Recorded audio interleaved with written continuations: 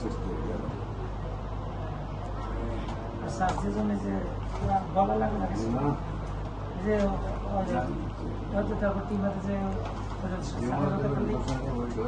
Operation খালি করে যে আপনি এখন হলো রুটি এবং ভাত লাগে জুস খাইবেন বেশি, কানকনি পাতার জুস, তুলসী পাতার জুস, পেঁপের জুস, আপেলের জুস, মালটার জুস, চালতার জুস, জলপাইয়ের জুস, আমলকের জুস, লেবু জুস, এগুলো বেশি খাইবেন, তাহলে শরীরে প্রোটিন পাইবেন, কিন্তু পায়খানা করতে হবে, পায়খানা রাস্তা শুরু খাওয়া দাওয়া কোনো কাজ করছে ওই যে খাবার 6 নাম্বার ডেস্ক তোমার কাজ করছে এদিকে লেখা আছে এটা খাবার, আর যেগুলো নিচে এগুলো বেশি আছে, এগুলো খাবার ভালো।